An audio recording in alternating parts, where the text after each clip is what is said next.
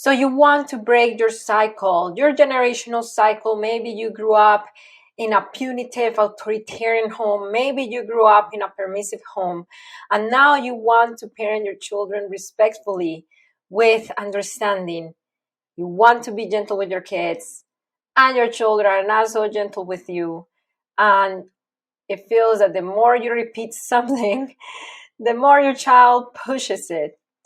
Today, in this podcast episode, I'm going to share with you the process that I've been following the last 10 years and the process that HAC parenting coaches help our clients follow to find a way to finally enjoy your parenting, even if your children are defiant, how to remain gentle, how to remain patient, how to remain respectful when your children are defiant. In this episode, I'm going to share with you that formula that many of our clients, one of them is Marta. When she came to HIC Parenting Education, she was dealing with a lot of frustration because her daughters were fighting her in every step of the daily routine, especially at bath time. And now she says that she doesn't even remember the last time she yelled, all because of this process that you're going to learn today. And with her, thousands of other parents in HIC Parenting Education have gone from frustration to finally enjoying their parenting. I'm going to walk you step by step, but before, I'm going to tell you that if you've been thinking, okay, I just need more parenting tools, I feel I'm out of tools, I'm at my wit's end, and I need to have more tips, more hacks, more strategies and tools from experience working with so many clients around the world, parents with children different ages that had different needs. I tell you that you, the parent, are the biggest tool. You, the parent, are the foundation of your parenting. And if the foundation is wobbly, then anything else is going to stand. So on this episode, we're going to talk or to address the biggest tool of your parenting, which is you. So you become that strong foundation. So what is this process? I'm going to name it, and then we are going to break it down on this episode. This process is called the anchor process. ANCHOR, the anchor process. It's not about fixing your children. It's not about your children finding a way to listen to you. It's about, even when your children are defiant, that you remain confident, that you remain feeling capable and calm, so you are able to guide your children through those very frustrating transitions that sometimes leaves us thinking like, wow, like how am I going to do this without yelling? So that's what the anchor process is for. And this is really part of the coaching that we do here in HIC Parenting Education. The assigned parenting coaches here help our clients through week by week in our 14-week program.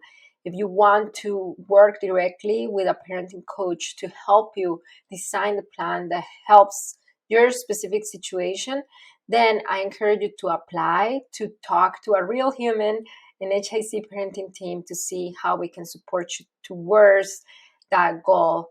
Just go to apply at hicparenting.com and then fill out the application so we get to see what you need and how we can help you. Okay, so let's dive deep on each element of the anchor process to help you become the strong foundation that your children need, even in times of stress when your children are defiant. So let's break down the anchor process. A is acknowledging what's happening in your body. The source of our reactivity as parents, the source of our reactivity in general, is because we are not aware of what's happening in our body. We're not aware when we get triggered. So when we notice that we are triggered, it's kind of too late. It's when we're already yelling, when we're already not breathing, when we're already worked up.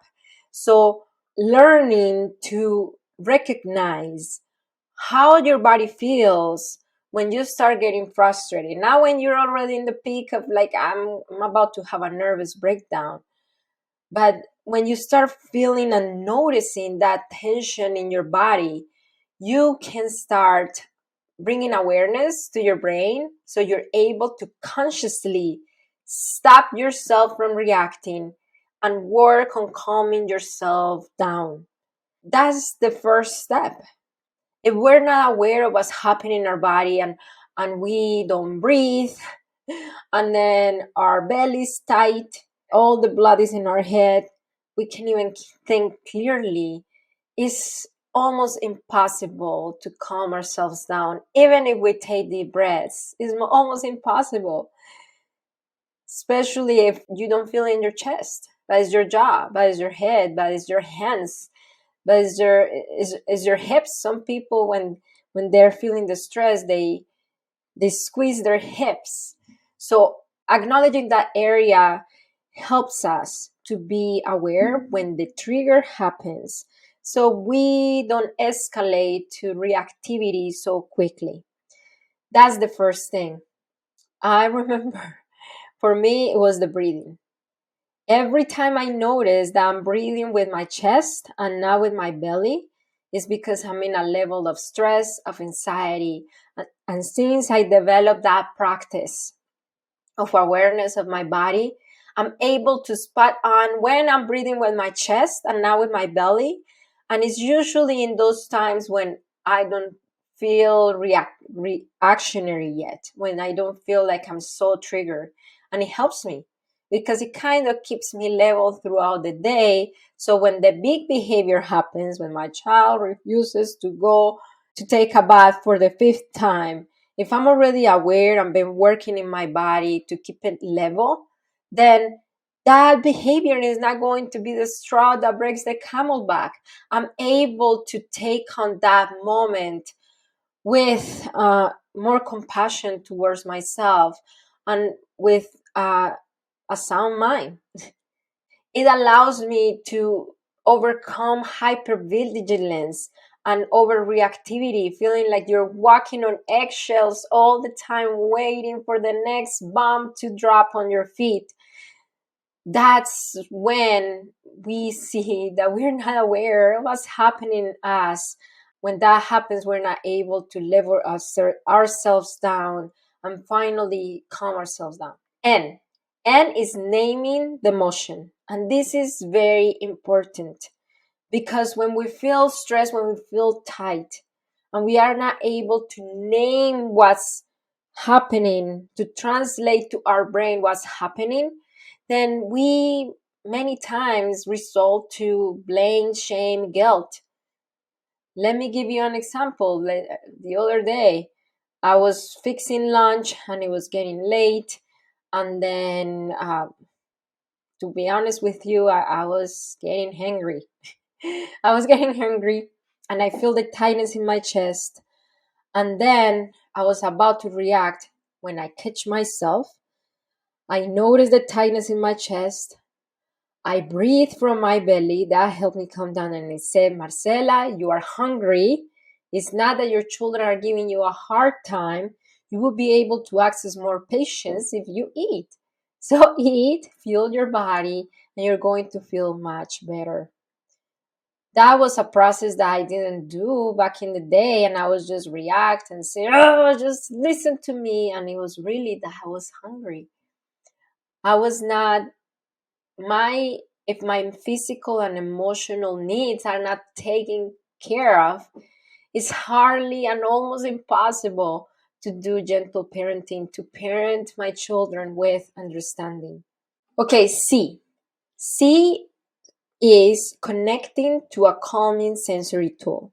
So we already went with the A, which is acknowledging what's happening in our body. In my case, is that tightness in my chest. I stop breathing from my belly and I start breathing from my chest. Very shallow breath when I'm triggered. Acknowledging what's going on. The C is, the N is naming the emotion. Now, when you do that, the next thing is connecting with your calming sensory tool. So your calming sensory tool is a coping strategy that will help you in your calm down process. The coping strategy could be something that you squeeze. It could be touching your face. It could be running your hands underwater, under cold water. Sometimes I keep little frozen bags and then I put it on my neck during those times. If it's in the bathroom and let's just say the moment of the trigger is during bath time, I take a little bit of that water and I put it on my face. So when you connect with your calming sensory tool, you are aiding your calm down process. You are aiding yourself towards calming down, towards being able to be open to help your children, not from reactivity, but from connection and assertiveness. Age is honoring the process. And you might say, okay, how do I honor the process if my twins are hitting each other? How can I honor the process there? So if it is a matter of safety first, go take care of it, separate them or whatnot. But then right after, start working on your anchor. And then age is that once you acknowledge what's happening in your body, you name the feeling, you connect with your calming sensory tool. Age is honoring that this thing that you're feeling is not an indicator that you are a bad parent. Because I'm feeling angry with my child, that does not make me a bad mom or a bad parent. Feelings are neutral. Feelings are not good nor bad. They're just communication signals that go from our body to our brain to let us know that something is happening. And usually when we feel that anger, it's because one of our boundaries are being crossed or one of our needs are not being met, or we are not feeling seen or heard. So acknowledging that. I don't feel angry because I'm a terrible person, I'm a terrible human. I should always enjoy parenting. That's one of the most ridiculous things that I hear from people, like the parenting advice. Just enjoy because the time passes and flies, so like the time goes by so fast. There are some times that I'm not enjoying my parenting, and it's okay. It's honoring that we are going through that moment, and that moment is not there to hurt us. That moment is not there to tell us we're bad parents. That moment is there to teach us something. Okay, let's go to the O. The O. What's the O? O is opening for connection. Did you hear that? Opening for connection. I'm not saying opening for lecturing. I didn't say opening for discipline, and I didn't say opening for giving your child a consequence. Opening for connection. Even if my child just hit the baby sister and push her down, yes. Even if they were so disrespectful they were talking back to me, yes. Even if my teenager knocked the baby gate down that it sounded so hard that it scared the baby, yes. Why? Because according to studies, many studies, children are not able to learn in disconnection. So if we want to move our children and ourselves to that point of learning, to that point of apologies, sincere apologies, to that point of, okay, I get what you're saying. Even if you're giving me a consequence, I get what you're saying. Then that's the next step. Opening ourselves for connection. We're already calm. We're already anchored. We are just opening our mind to the possibility to start engaging with our children. The R is recommitting to our children. Recommitting to our children is, okay, I'm ready. I'm going to take this moment as is. My children are making a mess in the bathtub, and I already told them 5 times to keep the water inside the bathtub, and they keep making a mess outside. But I'm ready because I anchor myself. I calm myself down. I reminded myself that this is a process. This is a learning process. So what do my children need at this moment? What do my children need? They're throwing water all over the place. How can I contain that water in a way that feels playful and engaging for them as well. Because keeping the water in the bathtub and just taking a really boring bath with nothing fun to do might not be something that your child wants, like, is encouraged to do, right? So is seeing our children not as this spoiled brat who is misbehaving and is just making my life hard, but then it's seeing our children as, how am I going to help them follow the boundary, learn the boundary in a way that they are encouraged to do, that they're encouraged to do. So that's the anchor process. Now, you might be thinking, Marcela, I have many kids under 5. How am I going to do this anchor process if there is no time? There is no time.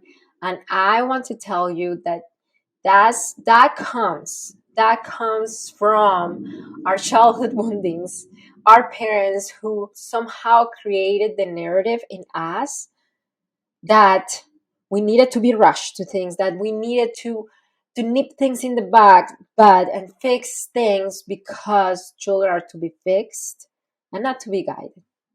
And number 2, time restraint. I understand. I get it. It's a real thing. I'm a mom and I have twins and I've done foster care, and at that point I have more than 4 kids. So I get it. I understand it. What I've noticed though is when I allow myself to do this anchor process, number 1, now I do it in many times. It takes me 10 seconds to do my anchor process, my ANCHOR process. Many times it takes me a little longer. Regardless, what I've noticed in my parenting is that power struggles and fighting children to get to do things and yelling at them, the yelling back and forth with them, that takes way longer. Way longer than helping ourselves, anchor ourselves, and being open to guide our children from a place of inner safety, from a place of security and confidence. So the anchor process is the process that HIC parenting coaches follow in 14 weeks with our clients to help them become that strong foundation. Because one thing is hearing about it, and another thing is walking it, is applying it through the day-to-day. So again, if you want to work with one of our HIC parenting coaches in the Parenting with Understanding coaching program, just go to apply at that hicparenting.com. If you are watching on YouTube, let me know what helps you calm down. What helps you calm down? Because that's really the anchoring yourself, grounding yourself in inner safety. That's really what is going to ultimately allow you to remain gentle, to be able to do gentle parenting, even if your children are defiant. Your children are not responsible for changing your parenting. You are responsible for changing your parenting. I'm not saying for changing yourself, for changing your parenting, the way that you approach yourself and the way that you show up for your kids. If you are listening to our Parenting with Understanding podcast, I would love for you to leave a review. Just open the description of this podcast episode, and then over there you will be able to see a place where for you to let us know how this episode could help you calm yourself down in your parenting, in those triggering moments. If you have not followed us, I encourage you to follow us. You can find me at Impact Club on Instagram, on TikTok, on YouTube. I have a YouTube channel there. And then my co-host, which is Rachel Rogers, you can find her at The Considered Mama on Instagram, on TikTok, on YouTube as well. She has a YouTube channel. If you are an HIC cycle breaker, meaning if you are one of our clients in HIC parenting, I encourage you to join our private Facebook group. Over there, we are a private community of like-minded parents helping one another. And remember, it only takes understanding to transform your parenting.